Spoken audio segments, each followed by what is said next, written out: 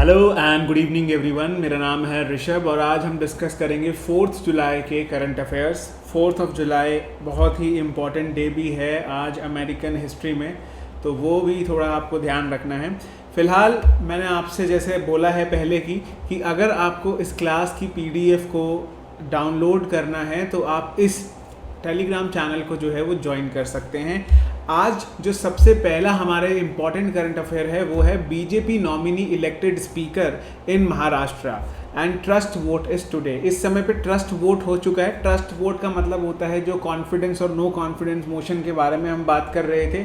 फिलहाल जो हमारे लिए इम्पॉर्टेंट न्यूज़ आर्टिकल है वो ये है कि स्पीकर का इलेक्शन कैसे होता है। Election of the speaker elect कैसे करा जाता है, कौन करवाता है इसका इलेक्शन, और what is the major difference between the pro tem speaker versus speaker. Pro tem speaker जो है वो बहुत ही टेम्प्रेरी पीरियड के लिए जो है वो लेकर आया जाता है। जनरली जो प्रो टेम स्पीकर है वो नो ट्रस्ट या फिर नो कॉन्फिडेंस मोशन और फ्लो टेस्ट के टाइम पर ज़्यादातर जो है वो चेयर करते हैं हाउस को। अब अगर हम बात करें लेजिस्लेटिव असेंबली के बारे में, तो लेजिस्लेटिव असेंबली हमें पता है कि बाइकैमरल सिस्टम होता है जिसमें 2 हाउसेज होते हैं। तो हमारी कंट्री में अगर आप गवर्नमेंट सेंट्रल लेवल पर देखोगे, यूनियन लेवल पर देखोगे, तो हमारी पार्लियामेंट इज़ बाइकैमरल, लोकसभा और राज्यसभा, अपर हाउस और लोअर हाउस। लेकिन कुछ जगहों पर आपको नज़र आएगा कि हमारी स्टेट में यूनिकैमरलिज्म भी है। यूनिकैमरलिज्म का मतलब है कि स्टेट में सिर्फ लोकसभा ही है, वो विधानसभा ही है, विधान परिषद नहीं है, राइट। लेजिस्लेटिव असेंबली ही है, लेजिस्लेटिव काउंसिल नहीं है। तो उसका सबसे बड़ा एग्जांपल है यहाँ पर दिल्ली में सिर्फ विधानसभा है, वो बाकी विधान परिषद नहीं है। ऐसे आपको बहुत सी स्टेट्स मिल जाएंगी जहाँ पर सिर्फ विधानसभा होता है, ठीक है। तो हमें यहाँ पर समझना क्या है कि कॉन्स्टिट्यूशन के क्या प्रोविजंस है और स्पीकर्स कैसे जो है वो हमने उनका क्या कॉन्स्टिट्यूशनल प्रोविजंस है उनके रिगार्डिंग इलेक्शन को लेकर या बाकी सारी चीज़ों को लेकर। तो it is the article 178 of Indian constitution which provides that the speaker should preside over the sessions of the legislative assembly. जो भी विधानसभा के सेशंस होंगे, आर्टिकल 178 में लिखा हुआ है कि स्पीकर जो है वो उसको प्रिसाइड करेंगे। और आर्टिकल 93 सिमिलरली प्रोवाइड करता है speaker for the Lok Sabha.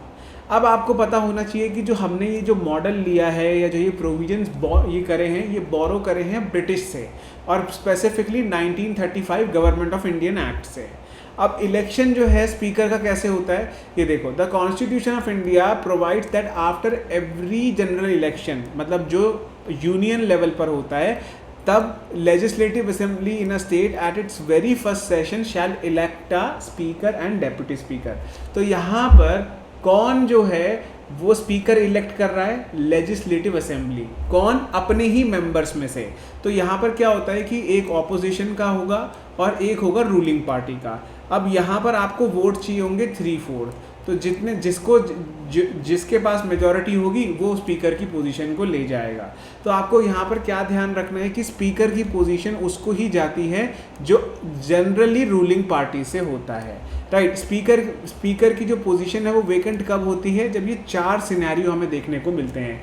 When he resigns to the deputy speaker, when he is removed by the office by a resolution of the assembly, तो ये एटलीस्ट 3/4 मेजॉरिटी से होता है। If he ceases to be a member और if he dies in the office itself. अब जब भी remove होगा तो उनको रेजोल्यूशन पास करने से पहले हमें 14 दिन का प्रायर नोटिस देना होता है कि भाई हम आपके लिए रिमूवल का नोटिस ला रहे हैं। जनरली ये चीज़ें फॉर्मल नेचर में करी जाती हैं, स्पीकर पहले ही रिज़ाइन कर देते हैं। अब आप बोलोगे कि यार इसमें हमें क्या पढ़ना है, समझ नहीं आ रहा। आपको बच्चों ये पढ़ना है कि जो मैं आपको पढ़ा रहा हूँ वो तो पढ़ना ही है, पर आप इसको आगे जाकर रिवाइज भी कर सकते हो लक्ष्मीकांत से, जहाँ पर आपका स्टेट लेजिस्लेचर चैप्टर है 38 या 39 चैप्टर जो है उस चैप्टर में जाकर आप लेजिस्लेटिव असेंबली और स्पीकर के बारे में पढ़ सकते हो। अब इसका एग्जाम्पल मैं दिखाता हूँ कि यूपीएससी सवाल कैसे पूछता है इसके बारे में। ये 2018 में यूपीएससी ने क्वेश्चन पूछा था speaker of the legislative assembly के बारे में। देखो इसको पढ़ते हैं।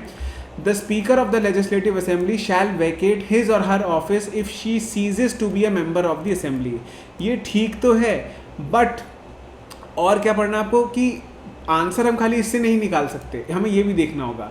When the Legislative Assembly is dissolved the speaker shall vacate his और हर ऑफिस इमीडिएटली। क्या इमीडिएटली उसको ऑफिस रिमूव करना होता? नहीं, जब तक नया स्पीकर इलेक्ट नहीं हो जाता तब तक पुराना स्पीकर ही जो है वो चेयर करता रहेगा। तो ये सारी चीज़ें ना यूपीएससी कभी कभार थोड़ा बहुत इंट्रिकेट डिटेल में जाती है, जो बारीकी होती है ना टॉपिक की, वहाँ पर जाती है। तो ये चीज़ों को थोड़ा आपको ध्यान रखना होगा when we are reading the newspaper. तो हमें ना न्यूज़पेपर सिर्फ रीड नहीं करना है, हमें ये भी देखना है कि कैसे क्वेश्चन बनाया जा सकता है। तो मैं आपको हमेशा दिखाता ही हूँ कि कोई भी अगर टॉपिक हो तो मैं ये दिखा देता हूँ कि पिछले 5-7 सालों में क्या है क्वेश्चन आए हुए, क्योंकि मुझे याद रहता है कि क्या यूपीएससी ने क्वेश्चन पूछे हुए हैं। Now, Modi to launch Alluri's birth anniversary celebration in Bhimavaram today. अब देखो यहाँ पर बात करी जा रही है कि प्राइम मिनिस्टर जो है वो किसी के बर्थ एनिवर्सरी को लेकर एक स्टैच्यू जो है वो इनॉग्रेट कर रहे हैं। तो जब भी कोई स्टैच्यू के बारे में बात आती है ना, तो ये कुछ जनरल टॉपिक्स हैं जो आपको हमेशा ध्यान रखने होंगे कि वो जो पर्सनालिटी है, अब जैसे रामा सीता अल्लूरी के बारे में बात करी जा रही है तो उनकी हमें डिस्क्रिप्शन के बारे में पता होना चाहिए कि उस पर्सनालिटी ने क्या करा, उनके कंटेम्प्रेरी कौन थे। मतलब उन जैसे बहुत बड़ी बड़ी पर्सनालिटीज़ जो हैं वो कंटेम्प्रेरीज होते, जैसे गौतम बुद्ध और वर्धमान महावीर, ये दोनों कंटेम्प्रेरीज थे। सिमिलरली आपको नज़र आएगा मंगोल इन्वेजन किसके टाइम पे हुआ था? मंगोल इन्वेजन जो है वो हुआ था इल्तुतमिश के टाइम पे। तो ये आपको पता होना चाहिए कि कौन है क्या नहीं है, राइट। जब जो अलेक्जेंडर है वो इंडिया के इंदुस रिवर के बैंक्स पे खड़ा हुआ था, तो उस समय पे ऐसा कौन सा राजा था जो अलेक्जेंडर से लड़ा था, ऐसा कौन सा विलेज था जहाँ की वुमेन ने प्रोटेस्ट करा था। तो ये सारी चीज़ें ना आपको पता होनी चाहिए जब आपको आर्टिकल्स फ्रीक्वेंट मैनर में नज़र आने लगे न्यूज़पेपर के अंदर। तो देखो बात है, फिर आपको लिटरेचर वर्क और उनका कंट्रीब्यूशन क्या रहा सोसाइटी में, क्रोनोलॉजिकल मैनर में आपको इवेंट्स के बारे में करना है। तो ये सारी चीज़ें आपको ध्यान रखना है कि you have to link the static with the current affairs part. तो ये आपका स्टैटिक का पार्ट है। मैं आपको बताऊं, अगर ये जो अलूरी है ये आपका स्टैटिक का पार्ट है, अब ये करंट अफेयर में आ गया तो प्रोबेबिलिटी जो है वो यूपीएससी में आने की इसकी अब हाई हो गई है। अब मैं आपको बता देता हूँ कैसे है। ये मॉडर्न हिस्ट्री का पार्ट है आपका। तो यहाँ पर बात करी जा रही है अलूरी सीताराम राजू के बारे में। He was an Indian revolutionary and उन्होंने जो है वो एक आर्म्ड कैंपेन भी चलाया था ब्रिटिश कॉलोनियल रूल के लिए जब वो छोटी ही उम्र में थे। He was born in Andhra Pradesh. उसके बाद he became involved in anti British activities 1882 से, इंडियन मद्रास फॉरेस्ट एक्ट जो आया था।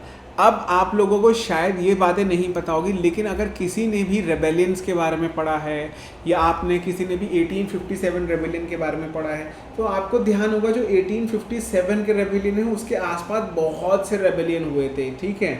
तो यूपीएससी ने 1857 में संथाल रेबेलियन से सवाल पूछा था, राइट। तो ये इसलिए है क्योंकि संथाल रेबेलियन को भी कुछ 150 साल हुए थे उस समय पे, तो एक उसका ये रीज़न हो गया। अब आपको यहाँ पे समझ आया अलूरी के बारे में पूछा जा रहा है तो क्यों। अब ये रंपा रेबेलियन जो है वो यहाँ पे इनसे रिलेटेड है 1922 से। तो rising discontent toward the British, Rampa rebellion जो है वो इसमें बहुत बड़ा रोल प्ले करा गया था सीताराम राजू के द्वारा। इनको निकनेम दिया गया है मान्यम वीरुडू, मतलब hero of the jungle, by the local villagers, ठीक है। अब आपको ये भी पता होना चाहिए कि रंपा रेबेलियन क्या था, कौन सी स्टेट में हुआ था, इस समय पे गवर्नर जनरल कौन थे, क्या था क्या नहीं था, क्या इनकी आखिर में डेथ हुई थी। Yes, he was killed in 1924, 7 मई को इनका बर्थडे आता है। तो आपको ध्यान ये रखना है क्लास कि जो भी चीज़ें आ रही हैं ये आपके स्टैटिक से लिंक्ड हैं। आपको 3 से 4 टॉपिक ऐसे रोज मिलेंगे जो आप स्टैटिक से आराम से लिंक कर सकते हो, राइट। अब ये एक एग्जाम्पल है, देखो world second tallest statue in sitting pose of Ramanuja was inaugurated by prime minister of India. Which one of the following statement correctly represent the teaching of Ramanuja. देखो ये 2021 और 22 का करंट अफेयर है जिसमें प्राइम मिनिस्टर ने रामानुज का स्टैच्यू को inaugurate करा था। तो उन्होंने ये सब नहीं पूछा, उन्होंने पूछा कि टीचिंग्स क्या हैं। तो मैं आपसे क्या बोल रहा हूँ यहाँ पे, कंट्रीब्यूशन क्या है सोसाइटी के अंदर। अगर वो पोएट हैं तो उनका लिटरेचर वर्क क्या है, उनके कंटेम्प्रेरीज क्या हैं, उनकी क्रोनोलॉजी क्या है, ये आपको पता होनी चाहिए। ठीक है। और ये 2022 का प्रीलिम्स है, मतलब ये 1 महीने पहले ही क्वेश्चन पूछा गया है। तो मेरी आदत वो नहीं है कि मैं 1922 का प्रीलिम्स ला के दिखाऊंगा कि देखो 50 साल पहले या 100 साल पहले यूपीएससी ने ये क्वेश्चन पूछा था तो फिर से पूछा जाएगा, नहीं। इसका आंसर ए है। और अगर आप इसको सॉल्व करना चाहो तो क्लास एनसीईआरटी से भी कर सकते हो। क्लास 6th और 7th में एंशिएंट इंडिया में रामानुजा के बारे में ये सारी चीज़ें लिखी हुई हैं। लेकिन आप पढ़ोगे कब? जब आप तभी तो इनको अच्छी तरीके से रिवाइज कर पाओगे जब आप इनको करंट अफेयर से भी लिंक कर पाओगे, राइट। तो फिर से मन करेगा अब मॉडर्न हिस्ट्री में रंपर रेबेलियन फिर से पढ़ना, ठीक है। तो ये चीज़ें थोड़ा ध्यान रखना। अब है with geographical indication tag Mayurbhanj super food and chutney is set to find notable. अब ओडिशा में क्या है कि एक जो रेड वीवर एंट है उसके थ्रू जो है वो हम यहाँ पर एक चटनी यानी कि एक सॉस बनाते हैं, एक इंडियन सॉस बनाते हैं जो कि सुपर फूड मानी जाती है। थोड़ा बहुत हमारे लिए ये इम्पॉर्टेंट है, लेकिन जो मेजरली इम्पॉर्टेंट है वो है जीआई टैग। इंडिया में जीआई टैग क्या होता है? Geographical indication tag. ऐसे कौन से लॉज जो हैं वो जीआई टैग को गवर्न कर रहे हैं और इंडिया में रिसेंटली किस किस को जीआई टैग दिया गया? तो ये सारी चीज़ें ऑलरेडी यूपीएससी पूछता रहता है। अगर आपको नहीं होता विश्वास तो मैं आपको एक सवाल और दिखाऊंगा। अभी यहाँ पर क्या बोला गया है कि जीआई इज़ अ साइन। अब मतलब क्या होता है? Geographical indication. जैसे यहाँ मैं आपको बताता हूँ बंगनपल्ले मैंगोज। तो ये बंगनपल्ले मैंगोज जो हैं ये आते हैं कर्नाटका से, क्योंकि Banganapalle is a place in Karnataka जहाँ पे ये वैरायटी को उगाया जाता है। अब जनरली जो आपको नज़र आएगा कि जो ये वैरायटी हैं ये हायर प्राइस को फेच करती हैं। मतलब क्या है कि जब मैं बोलूँगा कि मुझे महाराष्ट्र के रत्नागिरी आम खाने हैं तो वो 500 रुपये के केजी के हिसाब से मिलते हैं। लेकिन आप नॉर्मल कोई मैंगो वैरायटी लेने जाओगे मार्केट में तो वो आपको वेरी करेगी 80 रुपीज़ से 300 रुपीज़ की में। लेकिन वो कहोगे मुझे महाराष्ट्र के अल्फांसो या फिर रत्नागिरी आम खाने तो वो 500, क्योंकि उसके पास अपना जीआई टैग है। सिमिलरली बासमती राइस के पास अपना जीआई टैग है। अब आपको नज़र आएगा कि जो रेड वीवर आंट्स हैं, जो ये सुपर फूड चटनी बनने वाली है, ये फार्मर्स को फ़ायदा क्यों देगी? क्योंकि अब इसको ना एक रिकग्निशन मिल जाएगा कि भाई ये जीआई टैग का प्रोडक्ट है। अब जीआई टैग में अगर आप देखो it is an intellectual property which comes under the Paris and the Berne convention. Then India में जो जीआई टैग है उसके लिए एक एक्ट भी पास कर रखा है, geographical indication of goods act of 1999। ये WTO के अंदर जो है वो आकर यहाँ पर कवर होता है। आई होप मेरा पॉइंट आप लोगों को क्लियर होगा, राइट। मेरा पॉइंट यहाँ पर क्लियर होगा। The geographical indication registry is located in Chennai. Now items covered, इसमें क्या है? Agriculture product, food stuffs, fine, spirit drinks, handicraft, industrial product, ये सारी चीज़ें इसमें कवर होती हैं। 2019 में यूपीएससी ने इससे क्वेश्चन पूछा था कि जो जीआई टैग हमारी कंट्री में लॉ पास कर रखा है वो किस ऑर्गेनाइजेशन के अंडर जो आएगा। मैं क्वेश्चन डालना भूल गया, तो उसमें 4 ऑप्शन दे रखे थे। एक था WTO, दूसरा था OECD, तीसरा था IMF और वर्ल्ड बैंक। तो आंसर था WTO, क्योंकि वो इंटेलेक्चुअल प्रॉपर्टी और ट्रेड से रिलेटेड है। तो 2019 में भी यूपीएससी ने ये क्वेश्चन पूछा था, आप जाकर वापस से रीचेक कर सकते हैं। आते हैं अगले क्वेश्चन में। Not only Bengal, centre owes मनरेगा funds to many states. Centre जो है वो यहाँ पर मनरेगा को फंड ओ करता है, मतलब उधार है। अब आपको पता होना चाहिए कि गवर्नमेंट जो है वो पैसा मनरेगा का बहुत सी स्टेट्स को नहीं दे पा रही है, उसके बहुत से रीज़न हैं।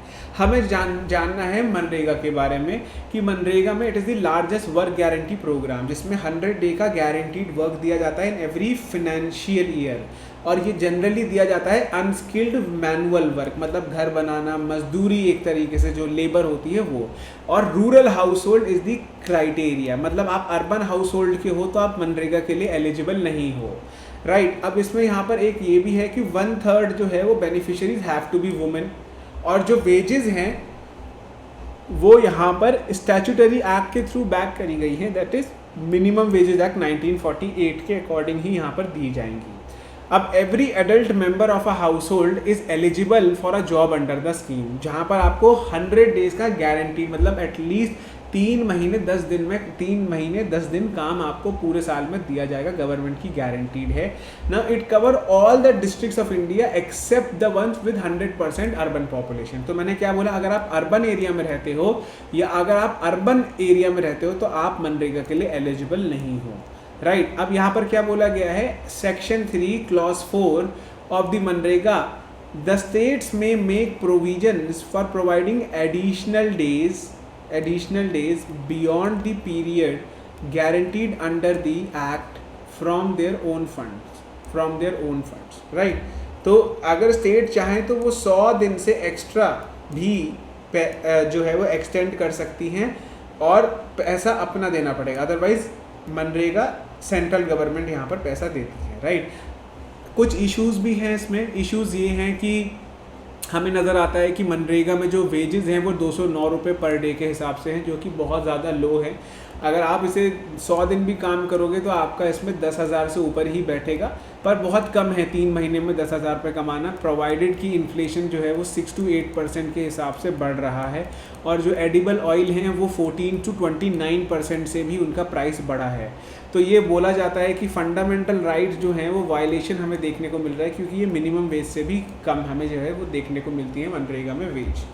अब बैंकिंग फ्रॉड जो है वो हमें नज़र आ रहे हैं कि 100 करोड़ से ऊपर जो बैंकिंग फ्रॉड है वो उसमें हमें बहुत बड़ा डिक्लाइन जो है वो नज़र आ रहा है।